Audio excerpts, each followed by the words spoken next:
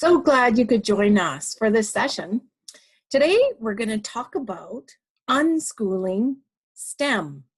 STEM is an acronym for science, technology, engineering, mathematics.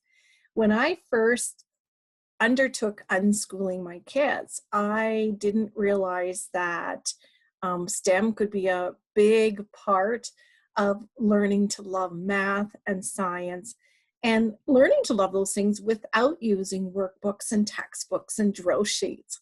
So today I'm going to explore with you the whole world of unschooling, and particularly unschooling when your children are bent towards heading to a career in STEM. So thank you. For the next hour, we'll talk about this. If you want to listen along, feel free.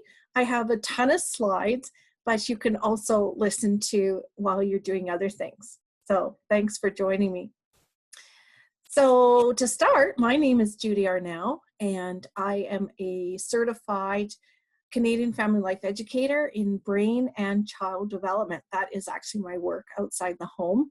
I teach for several organizations and institutions, and I have been working in that field for many years before I had children, and since I've had 5 children. I am a non-punitive parenting proponent. So I've written a few books on non-punitive parenting. That one's a bestseller. Discipline Without Distress talks all about why parents shouldn't punish. Excuse me. Parenting with Patience talks about how to get to that point of patience where you don't punish. And Attachment Parenting Tips is a new book of just all the tips I got from parents over 23 years of facilitating groups. Plugged In Parenting talks about how to manage screen time. And my books have been translated into different languages. And then the last book I've written is Unschooling to University. And I'll talk a little bit more about that when I tell our story. I started an organization called unschoolingcanada.ca. Feel free to join us there. And please join our Facebook group called Unschooling STEM. If you want to connect with other parents, share ideas, talk about any questions, worries you have, come join us. We are a worldwide group. We would love to have you. And for more information after this webinar, if you want to look at more of the things I bring up in depth, more presentations that I've done for conferences for Arrow and Global Education and Learning Revolution, feel free to go to my blog, and lots and lots and tons of information there. Okay, so that's our welcome. Unschoolers, we love teachers, we love learning. What we find problematic is often the system of education, in that it no longer meets our children's needs in a changing digital world. And yeah, so I'm going to present this. Unfortunately, because it's recorded, we can't do a Q&A, but feel free under the comments, ask any questions you want, and I will pop in here and answer them as they come. This is copyrighted 2021 Professional Parenting. Okay, so what I'd like to do is just turn off my video right now, and it gets me talking better, and I'll come back in the end and say hello and goodbye again. So, okay. So what is the problem? Let's just kind of go over what unschooling is. For those who are new to it, we will just briefly talk about what it is, and there's a lot more information you can find out. But this session is on STEM, so we're going to focus more on that. So unschooling, what do children actually bring to school, and when do they lose it? They bring all these things to school on that first day they come, and over the years, they lose it. And as children grow and more of their agenda is put aside and more of the school agendas is pushed on them, I found the first 5 years, yeah, let's find out. They were just little people of curiosity. And by the time about after a year in school, they didn't care anymore. Their curiosity was, well, I'm not going to be tested on this. I'm not going to find out. And that is not what you need for that inquisitive mind of going into STEM, science, technology, engineering, mathematics. You need a what if mentality. And that's what I wanted my kids to have if they were heading in that direction. So what happens to engagement between ages 5 and 18 when children are in school? The two critical things needed for unschooling and especially for science is curiosity and creativity. And I found personally the school system damaged those two things. And that was the point where we decided to pull our children out of the system and do what we could at home. Worldwide, the high school dropout rate is anywhere from 20 to 80%. So I don't think I'm alone in feeling that way. I believe the solution is engaged thinking and relevancy. It has to matter to the learner. Their curiosity has to figure out a problem or something they want to learn to keep on going in their daily life. And I believe self-directed education fills that curiosity and that need for creativity. This is the same child, by the way. Curious at 2, curious at 18. And the changing world, our digital world, puts content at our children's fingertips. What they need is alternative methodologies of learning content and applying it to their real life situations. And the other change is students are borderless now. They can learn from any course or resource anywhere in the world. And this future is proving qualifications. It's not where they get their education, it's proving what they know from wherever they get it. So boundaries and regulation are less important. Government schools are less important. Children can learn anywhere from any method. So unschooling is basically a philosophy and lifestyle of educational freedom in which a child's natural curiosity and motivation, nurtured in a stimulating environment, will lead the child to learn what he or she needs to know in the time frame he or she needs it. That is what unschooling is. And it looks like different things at different ages, but for most children, it's play. Children learn everything they need to know through play. So this is what happens at age birth to about age 5, 6. Children learn immensely through play. Everything they touch is play. And then at age 6, once they have 6 candles on their birthday cake, in other countries it's 4, in England it's 7 in different countries, we take them off the play track and we say, okay, you can no longer learn your agenda, you must learn the school's agenda and what the government wants you to learn. And that's where you start seeing disengagement, because children's learning is no longer their own, it becomes somebody else's. Whereas if unschooling, children continue to learn through their play, and play looks differently at different ages. It looks different at 12, at 18. And they learn through their projects, their play, their jobs, their volunteering, their everything they do, they learn through play. And at age 16, they may decide, I might want to take a more formal approach to something. And then they may ask for more formal textbooks or courses or direct instruction, or they may not. And they still can learn everything a child would learn in school. It's a buffet of knowledge, but instead of the child standing with an empty plate and the government dictating what goes on that plate, as in schools, or as in homeschooling where a parent dictates what goes on that child's plate, in unschooling, it's the child that decides what goes on that plate and how much And if a child wants to fill their plate with chocolate cake and not the broccoli, they choose. They decide. That's what unschooling is. It's learner decisions on what to learn. Usually there's 3 components required. A facilitator, because young children often can't get what they need, and resources, and it can be as basic as a library card and internet, or it can be lots of other things in the home. And all they need is lots of free time. That's it. Unschooling is very simple, very, very simple. It's about letting children, and I don't like the word letting, I like the word empowering, because children already own their education, but it's us recognizing that and getting out of the way of their learning what they want to know. So how to unschool? Very simple. That's all you do. You provide plenty of unstructured time and you offer resources and just let them learn.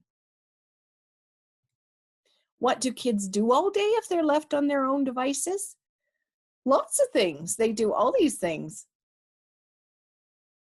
And there are a lot of benefits of unschooling. I can't go through all of the 61 benefits I outline in Unschooling to University, my book. But there's different categories of benefits, and children do benefit from them. Here are some of the best advantages. Motivation is never a problem when a family unschools, because everybody decides how much of something they want to learn. The child's already developmentally ready, and they only take in what they're appropriately able to do. What they take in is absorbed because they're interested in it, and there's no learning anxieties present. So there are a lot of advantages to self-directed education, or also what we call unschooling. So I often ask people, okay, name a career. And let's say your 17-year-old daughter gets up from the basement from playing Fortnite all month or year and says, I want to be, so I ask people, well, name a career. And usually when I give this talk, the most common career is doctor. Your child wants to be a doctor. How are they going to attain that when they're already 16 years old? Well, very easy. For a doctor, it would probably take 2 years of preparation for entrance into the first degree. In medical school, often children need a first degree in different things, actually. So for those 2 years prep, they'd need 10 courses. They'd need a grade 12 English course, grade 12 social course. They need chemistry, grade 11, grade 12, biology, grade 11, grade 12, and probably 4 years courses of math. So 4 courses of math. Math tends to be a bit more sequential, where English social can be standalone courses and can just do the grade 12 course or write the grade 12 exam and be on their way.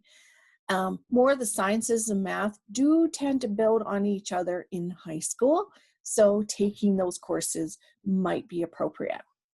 But still, when kids are ready, they're ready. They can do them fast, they're motivated, and they have the brain capacity to do it. And remember, they're not starting from grade 1 or 6 years of age in math and science. They've had all that experiential learning through their play. So they're actually better equipped to understand how that translates into paper formulas and how math and science is taught through textbooks and paper, because they've had a layer of experiential understanding, where in school, not much time is devoted to experiential learning. So yes, they can get to a high school level in 2 years because their brain is ready. This graph also shows the level of executive function. As you can see, from age 13 to age 25 is that final push of development of the prefrontal cortex. And age 17 is right here just before that final leap of the best that brain's ever going to be. Yes, I know it goes downhill from 25, but it's this is where the sweet spot is, where kids are motivated to pursue more paper-based academic work and where they can do it fast and their brains can handle it right there. So if they decide they want to do a STEM career, as my kids did at age 15, 16, that's where they can start. It's important to remember experiential learning builds that theoretical understanding later. My son, this one, at age 2, he would like to lie on his belly and twang those little door stoppers. He loved that. He did it over and over and over again till it drove me crazy. And then second year engineering, he was in a class on sound oscillation, and he wrote this email. Hey, Mom, these days I'm doing analysis on oscillating machines, like a door stopper. You know, the spring ones where you pull it to the side and it goes twang. Who would have thought I'd been doing the same thing today in school as I was doing 22 years ago? So, so do not underestimate the power of play and experiential learning, because what they learn in real life is what they can translate to paper and theoretical use later. So I just want to tell you a little bit about our story and my interest in STEM. I have 5 kids, and the oldest 2 went to school for 2 years, and we found, again, their learning needs were not met, and their curiosity was being stifled. This little boy, he planted an egg because he wanted to see if an egg tree would grow, which is a really good scientific hypothesis. And he nagged me, and I said, well, no, wait until grade 12, you'll learn about eggs in school. But he wouldn't wait. He nagged me and nagged me. And more, I became one of those parents that were after schooling, which means that the kids went to school all day to learn the government agenda and then came home and wanted to learn their agenda. And I had to pull double duty there. So I decided, I'm going to pull you out. We're going to homeschool. And that's what we did. We homeschooled. But then we were homeschoolers that never really got around to homeschooling.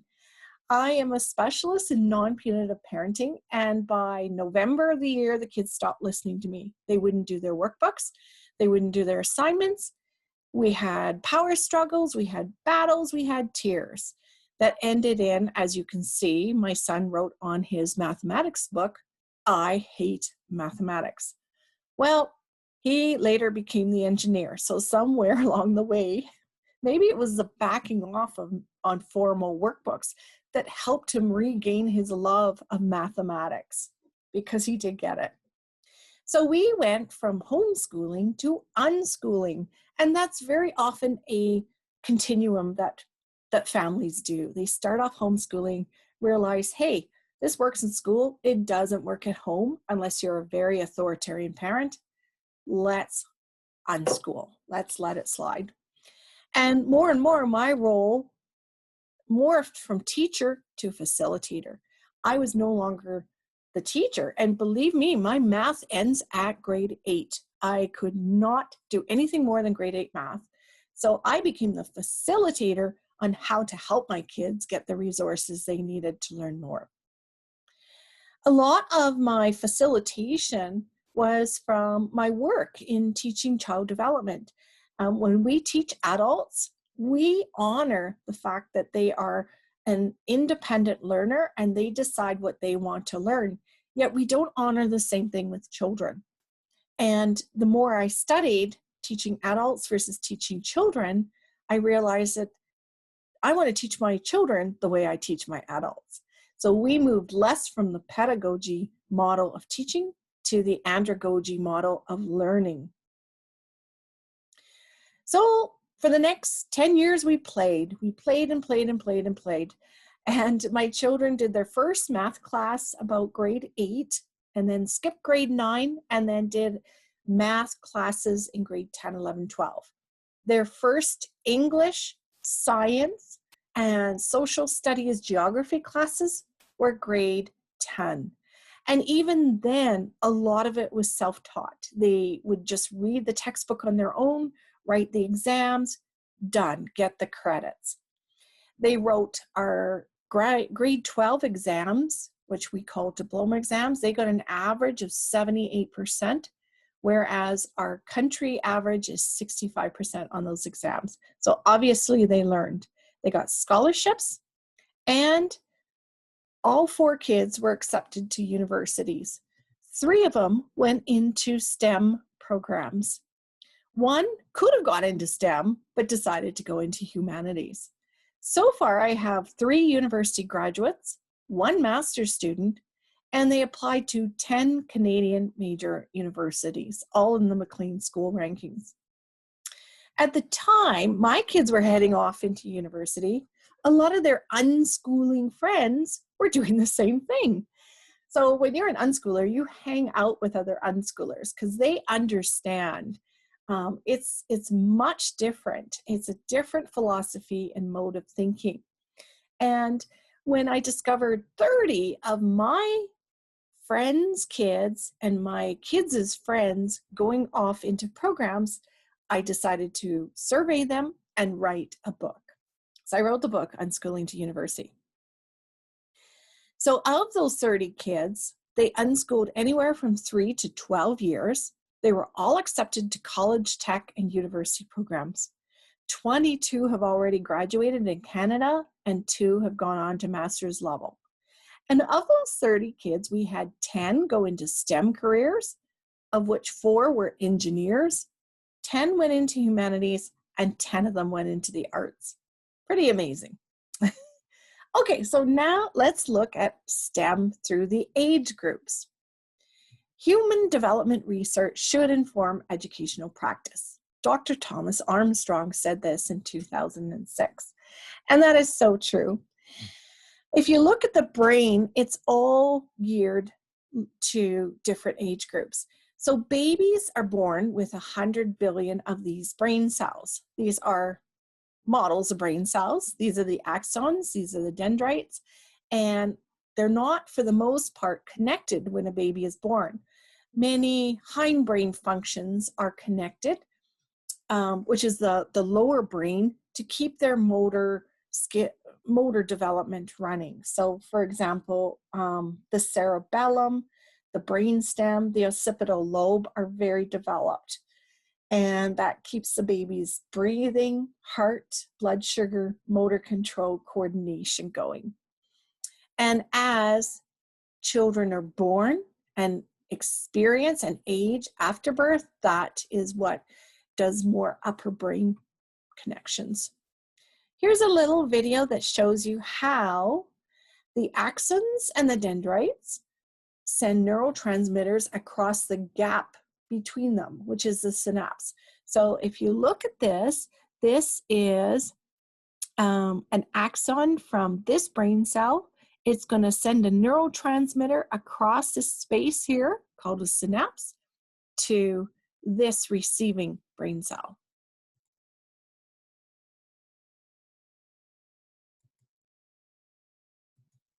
And it might play. Why is it not playing? Oh, there we go.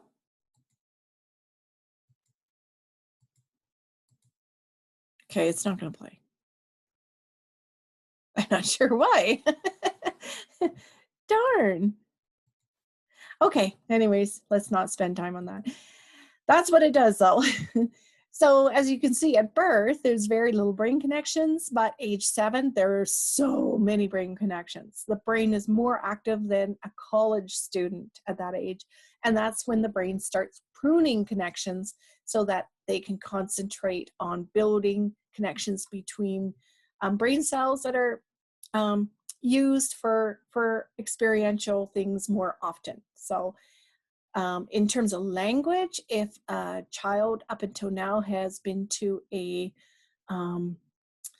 Chinese-speaking preschool, they will have lots of brain connections. But if they don't keep up learning the Chinese language, then those brain connections are going to prune themselves. So it's use it or lose it philosophy. And it's important to know play grows brain connections just as much as workbooks. So the brain doesn't care if a child learns through play or learns through workbooks. It all connects neurons, all of it. And play is amazing. It develops empathy, attention span, and eye coordination, fine motor skills, gross motor skills, and visual tracking. It produces creative thinking, reasoning, problem solving, planning, decision making, listening, and communicating, which are all really good communication skills. And the best types of play are plays that children add energy to. They have to make the toy do something rather than the toy does it for them. So using their imaginations, making decisions, and it's important that it's safe, but free play is what we really promote among children. It builds curiosity and creativity. So children develop in 4 areas: physical, cognitive, social, and emotional in the context of relationships. So that is why homeschooling and unschooling is so important to children, because they develop into diverse relationships in terms of age, gender, when they get out in the community rather than an institutional school. They learn about cultures, religions, races, different sexual orientations. They respect everybody, and it's so much more diverse. So the brain develops from the bottom to the top and from the back to the front. So when I was saying babies are very well developed in the brainstem, the cerebellum, and the occipital lobe, those are what we call bottom brain functions to keep their bodies going. The more lobes, like the temporal lobe, the parietal lobe, the frontal lobe, is what acquires information. So here's the question: is it nature or nurture? Does a propensity towards STEM interests, does that come, is it biological based, or do we socialize our children to go down that route? It's a bit of both. Of course, children are born with different genes, different interests. They're not all the same. They're very much different temperaments, and whether those genes are expressed or not can be based on experiential learning. But a lot of it too is socialization. We treat our girls a bit differently than our boys. We don't often give our boys dolls. We give them trucks and building materials, and we give our girls dolls and kitchen sets. So a lot of propensity towards STEM is socialization, and it is a lot biology. Just an interesting thing, my daughter in grade 3, she took a standardized math exam, and she found that 70 out of 100 questions had a boy in the question rather than a girl. And at age 8, I thought that was pretty amazing. She noticed that. Okay, let's go through the ages. So I'm going to show this slide a bit more. I already showed this. This is the development of the prefrontal cortex. That's this part here. These are all the higher order thinking and learning skills. So like I said, about age 16, that's when kids really can buckle down and do paperwork, textbook work, coursework. Until then, they're very much good to go in experiential learning through unschooling. So babies, bottom brain functions pretty well. Their job is to build attachment and trust. So all they really can experience is sensory input, output. And they learn to crawl, they learn to walk without any direct teachings. They're very good at that. What is best STEM education for babies? Of course, meet their needs. When they cry, comfort them. Figure out what it is they need. Learn child development and respond to them. Talk to them, sing to them, read to them. It's good for their language development, and it's what we call a serve and return response. So for babies, you are absolutely their best toy, their best educational item. They don't need toys marketed as STEM toys. To babies, any object in their environment is a STEM object. Watching you peel potatoes is STEM learning. So don't buy into that marketing and throw a lot of money on things they don't need. Toddlers. So the young toddlers, 6 to 18 months, they're in that doing stage. So their whole brain job is to explore. They are growing into that scientific period. I remember my 2-year-old opening the fridge and taking the eggs and dropping them from the height of the fridge rack to see what would happen. He loved doing that. I didn't love him doing that so much, but that was, to him, that's science. It's figuring out what works and doing it over and over again. So exploring, but making us safe, keeping them safe. And at this age, they learn to walk. We don't teach it. They learn to walk all on their own. Older toddlers, age 18 months to 3 years, they have more midbrain sensitivity. So that temporal lobe, think toddlers temporal, babies bottom brain, toddlers temporal, and that's right in the middle here. The temporal lobe, that's where they're learning auditory, language recognition, visual memory, and it's the big emotional response. That's the limbic system of the hippocampus, the amygdala, and the hypothalamus. That is very sensitive at this stage. And as we all know with toddlers, they're not reasonable. They have very little prefrontal understanding and reasoning, but they do have very emotional reactions. So, and they're really good at gross motor exploration, and they learn to talk, all without direct instruction. So older toddlers, they have really big feelings, they tantrum, they want independence, but nope, they don't want independence, they want security. They want to explore, and oftentimes they feel very frustrated in their exploration, so they react by hitting, pushing, biting, and saying no, because they have very little self-control, which is a component of executive function. They're honest, they're active, short attention span, no logic, and very limited speech. And like I said, they learn to talk. We don't teach. They do it all on their own. Best toddler STEM education, free play. Absolutely free play. Not classes, not preschool classes. Free play where they can explore their environment in a safe way. Lots of multi-sensory experiences, which we say is the 5 senses: seeing, hearing, touching, smelling, tasting.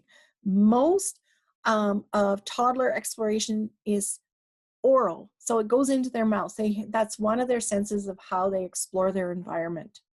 By about age 4 or 5, they stop doing that. So child-proof for safety, because everything goes in their mouth. Redirect when they're frustrated. And best practices are no screen time. Everything they explore should be in a 3-dimensional world, not 2-dimensional, because you do want to stimulate all those 5 senses. The preschool years from 0 to 5 are very sensitive years in language development, and that is what excessive screen time can impede, is when kids are raised in a silent world, they don't learn language if they're not talked to. So ages 3 to 5, preschoolers. This is the age of building self-regulation, executive function, and also exploring their environment too. The most sensitive part here is the parietal lobe. So think preschooler, parietal, P and P.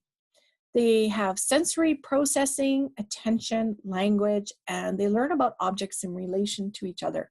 They're still in that pre-operational category where they're not logical at all. Logical consequences do nothing for these children. Yes, they may understand the rules, same as toddlers, but they don't have the executive function and self-control to not do something. So we often tell parents under age 5, if you tell a child to do something, 60% of the time they will not do it. And that is a development normal issue. It's not a discipline issue. 60% of the time they will not do it because their attention's somewhere else. So for preschool age, perception is reality. They have a hard time understanding make-believe and real life. And their imagination is growing like crazy. It's just amazing. And they learn to use a toilet all on their own. If you try and teach them at 18 months, you'll take months teaching them. If you try and teach them at age 4, it takes 1 day. Kind of like math learning in the later years. So that's what preschoolers are like. They question their environment. They're very active. They learn about power. They have a great imagination, which is a component of their brain growth. And with that imagination comes a lot of fears. And some fears are very good. It gives us safety and critical thinking. They're very cooperative. Like I said, their compliance is very limited, short attention span, very little logic, so don't use logical consequences, and their verbal ability is growing. So on this chart, this is the development of the prefrontal cortex. You can see here from age 3 to about age 6, they're taking a big leap in development. So at age 4, not quite there yet, but look at 6, and then from 6 on up to 13, a little bit more, until that final push there in the later teen years. So they are learning a lot. 4 components of executive function is working memory, the ability to hold to instructions, focus, filtering distractions, self-control, taking turns, and planning. What is plan B? All of these skills, for example, are useful in the game of chess. Can a 3-year-old play chess? They don't have any of this. Can a 4-year-old? Well, maybe starting. Can a 7-year-old? You betcha. They have this, and it's getting better. So remember, under age 5, babies, toddlers, and preschoolers, their best learning is through 5 senses and through play. Hearing, seeing, touching, smelling, tasting. Here are some examples of play materials. Can you see a difference between the materials on the left and the materials on the right? If you can, there is a difference. The materials on the left are open-ended, unstructured play materials. They're best for creativity and imagination because kids can combine them in different ways. They can make decisions on how to play with them, and they span the ages from age 0 to age 13 when children generally stop playing with toys. Yes, these toys on the right do have some value, but it's a very limited window that they fit. So you have to look at the ages on the boxes. And for the most part, these can only be played with a certain way. They have a beginning and they have an ending. And there's no room in between for creativity. Whereas these on the left can be played with in many, many different ways and combined. An example of that, I would say, is when my children took some Play-Doh to make schnitzel patties and then breaded them in the sand and then put them in the water to float. They combined different materials to see what would happen. That is science in action, where none of this could actually lend itself to that. So that's one of the ways to nurture creativity is open-ended play. You look at giving kids a bunch of sofa cushions, sheets, and just let them play. They will take that and devise new ways of playing with it every day. They might make islands, they might make forts, whereas compared to a shape sorter, there's only one way to play with this. You have to put the shapes in the hole, and you have to be a certain age to figure it out, where anyone, a 1-year-old could play with cushions and a 12-year-old could play with cushions. So the best is open-ended play, no age guidelines, and it's a great way to become experimenters. And even more so, as teens become more content creators on the internet rather than consumers, they have amazing creativity, but it starts when they're little. These are some toys that inspire creativity. They're open-ended. There's no one right way to play with them. And this is our building brains bag that we would take when we were out and about on the go rather than bring electronics. We brought a flashlight, little Play-Doh, markers, paper, pipe cleaners, scissors, tape, pens, dice, Play-Doh, balls, and a pack of cards. And that would keep our kids entertained for hours. If we were at a restaurant, if we were waiting at an airport, we'd take out this was a little lunch bag with a handle, take it out, got stuff to play with. So preschooler STEM education, again, free play, multi-sensory experiences, limited screen time. Again, their learning is in the 3D world, not the two-dimensional one of screens. Lots of adults serve and return, read, sing, talk, encourage their curiosity and their creativity, and allow them to mix mediums. Allow them to take the Play-Doh and mix it in the sand. And the best part is get them into the kitchen with you, baking, in the garden. And of course it's supervised, but get them in there, get their hands dirty, their clothes dirty, and let them explore. Another important thing is get your boys toy kitchens and dolls, because they're going to grow up to be brewmasters and obstetricians.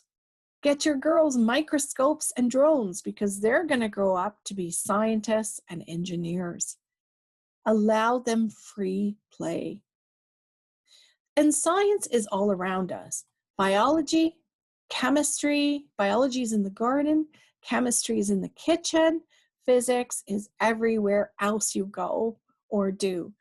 And children are natural scientists. They want to know how the world works. They experiment, they play. Let them at it. All we have to do is get out of their way and not put prescribed courses and assignments on them. One thing we did do is we had some reference points in our house. So we had a map on a wall, and we did have a history of the world timeline in our room. So the dinosaurs were over in this corner here, and present day was over in this corner of the room. And then whenever the children asked a question or generated an idea of what they wanted to know more about, we'd point them to whatever country it was relevant to or whatever period of time it was relevant to. We found these things very useful. But science does not have to be formal. Many children in school do science projects, and I just love this. How much turmoil does a science project cause families, right? It's really good. None of my children did science fairs because we were unschoolers. Their science was of their own questions, not the school's. Okay, school agers. Now, more of the frontal brain, the frontal cortex is being developed, and they're developing their logic, but it has to be in their concrete, tangible world for them to understand. They're not theoretical yet. And if you ask a child this age to do something, 60% of the time they'll do it. Yay! Oops, I'm going backwards here. So at this age, children are concrete operational. This frontal lobe is starting to, this is where they're going to learn everything they need to learn. It's tangible, consequential learning. This is where they learn to read, they learn to write, and they learn basic arithmetic without direct instruction. Absolutely. And it's also the time where this is increased, it's kind of plateauing their executive function. What are school agers like? The early ones, 6 to 9 years, are great copycats. They love to ask questions and experiment, very rule focused, so it's a good time to go over safety rules. They're a bit sore losers in games, So maybe think that one yourself. They're great negotiators, but they're black, white thinkers. They don't think of the gray area yet. They're very concrete. As they move into the tween years, they become more peer focused, kind of leave those toys alone, and start developing a bit more attitude and worries. But this is still great time for learning through their 5 senses. They're not putting everything in their mouths anymore, but they're moving from putting things in their mouth to talking about things. So they, again, learning through 3-dimensional hearing, seeing, touching, smelling, talking is the best way for them to learn, not through workbooks, textbooks, and classrooms. So, school age STEM. This is the time of let's find out. I love this age. So free play is still very big here. Learning, exploration, nothing prescribed. Get them to find out why, the answers to their questions. They still need a lot of books. They learn through internet, through gaming, through hands-on activities, through adult conversations. What they need you for is help to get parts and software. If they're going to build a 3D printer, microscope, telescope, they need help with getting those parts. They love to go for walks in nature, play a lot of open-ended thinking games like chess, and we also went to the recyclers a lot for appliances to take apart things and machines, and for them to understand how that worked. We joined maker groups that were open-ended. We could go there, build what we wanted to build rather than what a course wanted you to build. And the kitchen workshop, sewing, and garden was totally on limits for the kids. They needed supervision to learn how to operate tools, but we said, go for it, explore, do, build, make what you want. Same with our craft cupboard. We stocked that very well too. And we encouraged buildings with Lego, Connects, mechanical blocks. We went through a lot of pets at that age. We had everything from stick bugs to cats. And the kids learned through a lot of biology through pets. Chores taught kids how things work, how technical machines worked, how toilets work. You take the lid off the toilet and understand how the water goes through. We hosted clubs. So we had a Minecraft club, a Lego club, a coding club, and it was peer-based. The adults wouldn't teach anything. The peers got together and they shared and they played together and they goofed around and they had a lot of fun. And along the way, they did learn a lot of coding. My son learned C++ coding through that. Allows supervised exploration of water, dirt, fire, metal, and wood. I'm writing a blog on fire, that very interesting aspect of parenting. If you would like to go to unschoolingtouniversity.com and see the blog I wrote about fire. And of course, you got to emphasize safety. They need to learn that too. But at this stage, I would say avoid STEM classes. My kids felt they were too prescribed and too rigid. It wouldn't allow them their natural curiosities to find out why. In exploration, creativity, and curiosity, you want to hand over the control, and they felt that the STEM classes were too controlling. Here are more things you can do. These are books, computer games, audio, video, toys, and board games that you can use to teach science. Not even to teach science, just put it out on the table.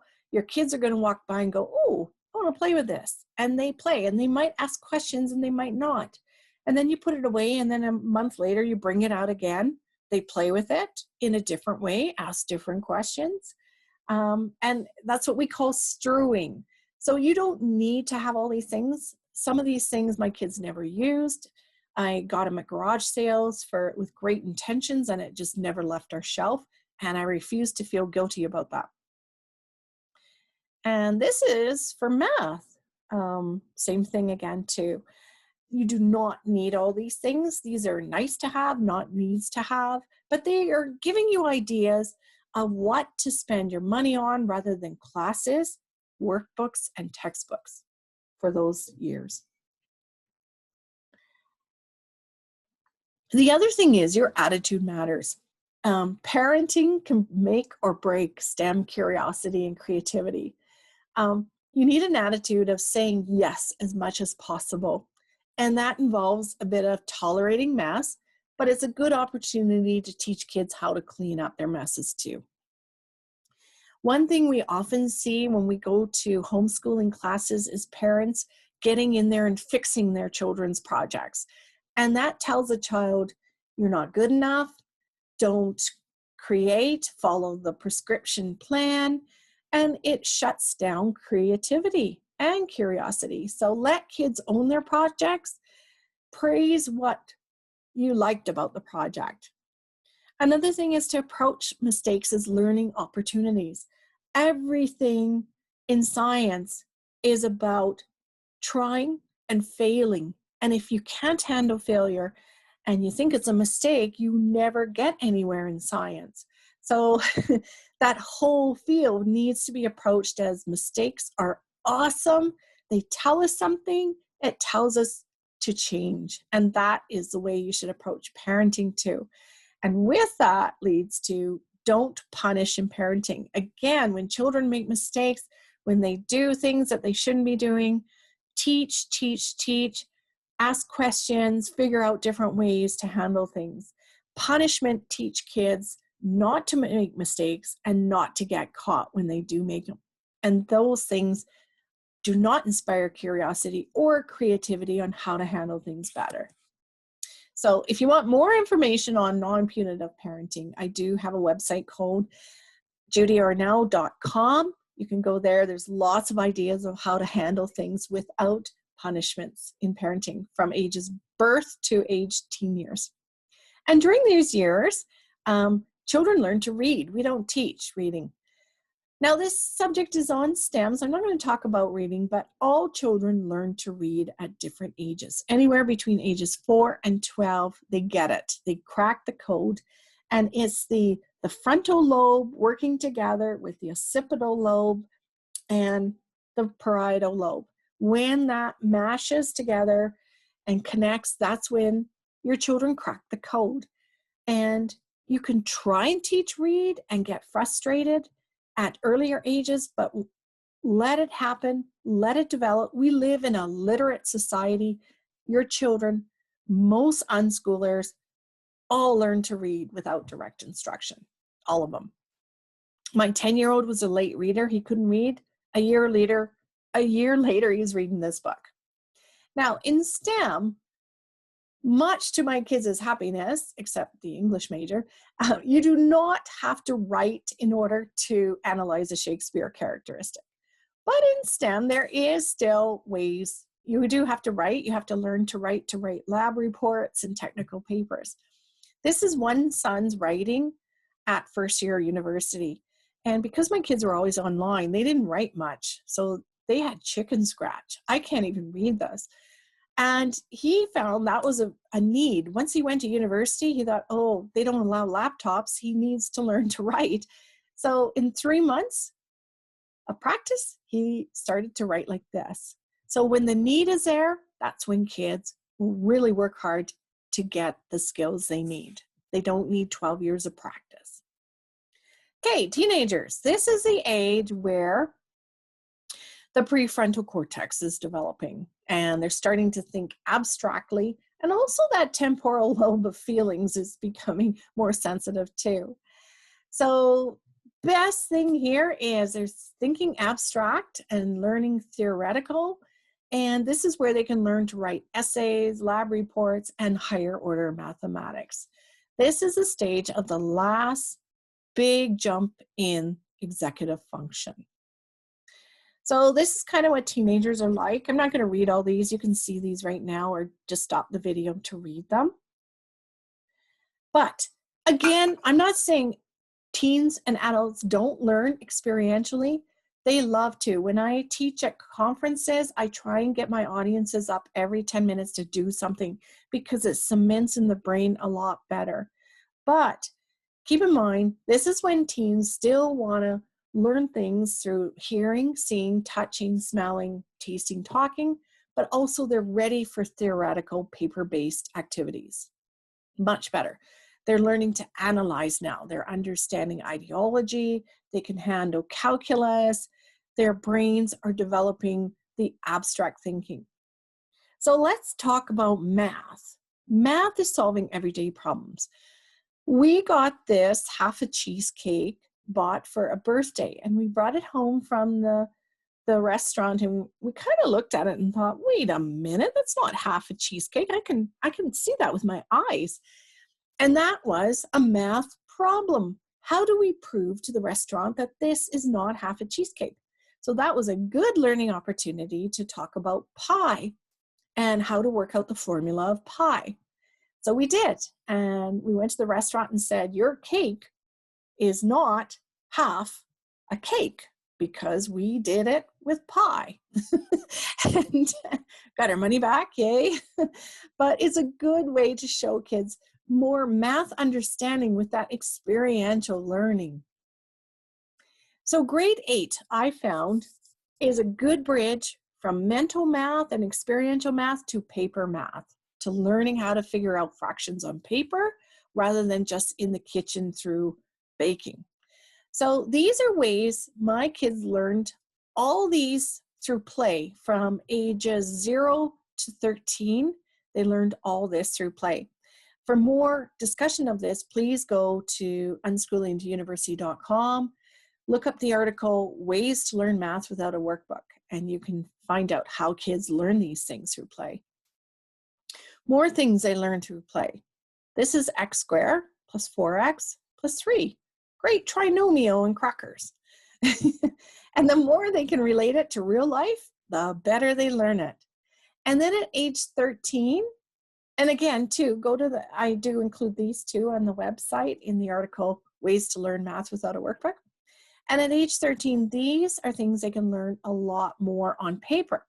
Now, this is a wall chart in an Australia museum, and these are water. And it shows you exactly how these two squares fill up with water and fill this one if you turn it. It's amazing. That's experiential learning. Sure, it's okay to show it in a textbook, but this really shows it. Why do kids, how can they start to learn things at age 13? Because their brain is ready, not because they haven't spent 8 years in school. It's because their brain can take in 8 years of math in 1 year. So that frontal lobe and the prefrontal cortex is what really works, where they can translate their experiential learning onto theoretical learning and paperwork. Okay, STEM education for teens. This is where they may want more. They learn through books, internet, self-research, lectures, Khan Academy. I love those guys. They got my kids through math and science in university. Projects, experiential learning of their own device. Maybe they want to build a potato gun or a 3D project. Conversations, debates. They can learn to write essays and do mathematics and self-teach themselves formulas and how to work them out. They can learn through blogs, gaming, making memes, hands-on activities. Now at this age, kids might want to do more structured experiments and learn about the rationale behind them. And they still need you probably to get parts and pay for them for things they want to make. It's a great time to join maker groups here too. And they might want more formal courses. Like I said, my math ends at grade 8. My kids, when they were headed to a STEM career, they needed more tutoring help for certain subjects in high school math and calculus. Again, open up your kitchen, your workshop, your sewing, garden, craft cupboard to them. And be sure, if you can get memberships to the zoos, aquariums, and science centers, this is a great time to go because the kids actually would read the displays. When they were younger, they just run there, try it out, go to something else, not actually stop and read. But this is the best time to take teens to museums and science centers because they actually read every display. And as they're heading into 18 to 25, of course, the emerging adulthood, more reasoning, critical thinking skills. Okay, so common question. What if they play video games all day? Well, that's a $1 billion industry that needs STEM. Cybersecurity is a growing field. Game creation is a growing field. Everything. There's so many jobs needed that are designed around esports, video games, lots of digital applications. What the research shows from science is that children who are raised in an environment where there's no toxic stress from adverse childhood experiences would not generally develop an addiction to video games. Addictions are brain impairments caused by ACEs. If children are raised in an environment of rich language and conversations, they will do fine. The concern is for younger children. If they do not hear language, they do not get vocabulary and a good ability to speak. And for our physical health, I mean, there's good to have tech-free times for adults and kids and exercise and good sleep hygiene practices. But in and of itself, video games are not harmful to children and they're beneficial. They teach STEM skills: cooperation, commitment, teamwork, critical thinking, problem solving, creativity, and innovation. Fabulous skills. And I'm not talking the educational video games, I'm talking any game that teaches those things. Coding requires a lot of screen time, and to understand coding games and apps, children have to be familiar with them and have a lot of good experience with them, and that does take time. So games teach coding. There's a STEAM workshop, which is a whole division in which it's a community of game modders. A lot of my kids learn to code through game modding. And get your girls gaming on too. But the whole industry is so overrepresented with boys, and that is not biology, that is socialization. We need to get our girls on computer in science, technology, engineering, mathematics, and video gaming for them to learn. Really, it is socialization. If you look at a lot of the younger kids' games marketed to children, a lot of the girl games focus on decorating and caregiving. And a lot of the boy games focus on missions and problem solving. And girls need that too, as boys need to learn about caregiving. So don't go by the color of the box. Get your girls on gaming and get your boys too. And we have to counteract those media messages. This is an ad for a STEM course. There's 6 boys and 1 girl in this ad.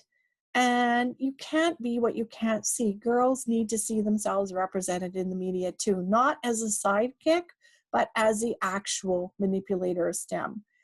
If she wants to build a gaming computer, help her, let her see some role models, find mentors and tutors, give your girls every opportunity in STEM that the boys have. And I think that's even easier to do in unschooling because they're not engaged in the same media marketing messages out there. So, is STEM learned through direct instruction or self-teaching? It can be both. By the time kids get to teen years, they can self-teach themselves a lot. They may ask you for help, and they may ask you, you may want to get tutors or more classes. You do not have to get them into the government classes. There are classes offered all over the world that focus on short-term engagement. So your kids, at 1 year, they walk all by themselves, they self-teach. At 3 years, they self-teach talking. At 7 years, they self-teach reading and learning the times tables and keyboarding and learning to write. And at 13 years, again, they learn coding, spreadsheets, game mods, writing, more abstract math.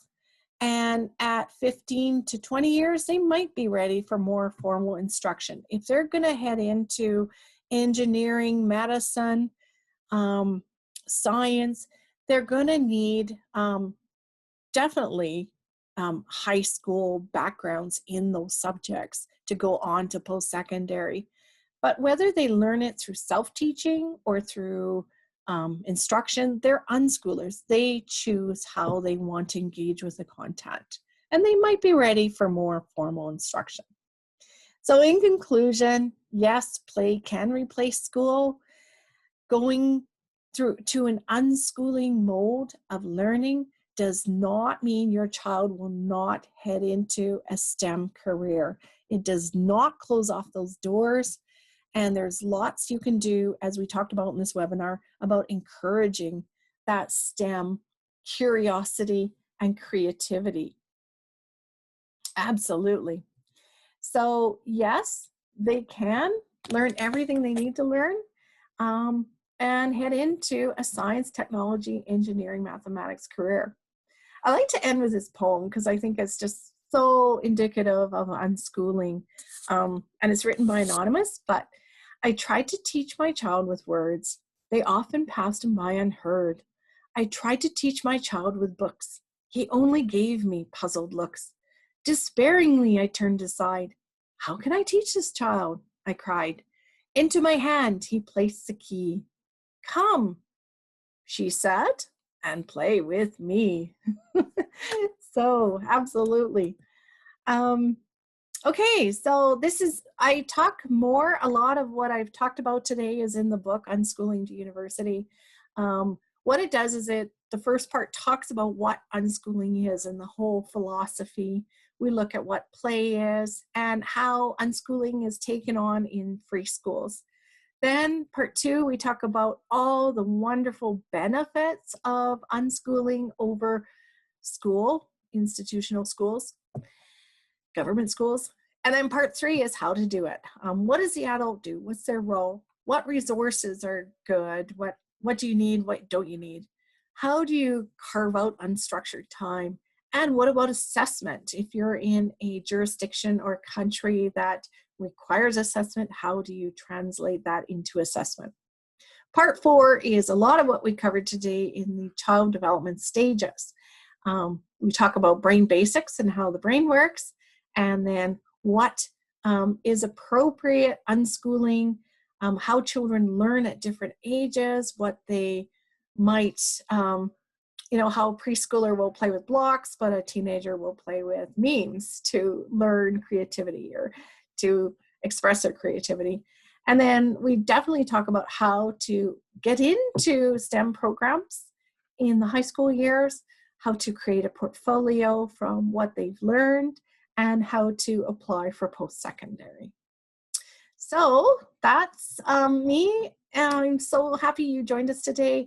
Please keep in touch. I have the blog. Join our Facebook group, Unschooling STEM.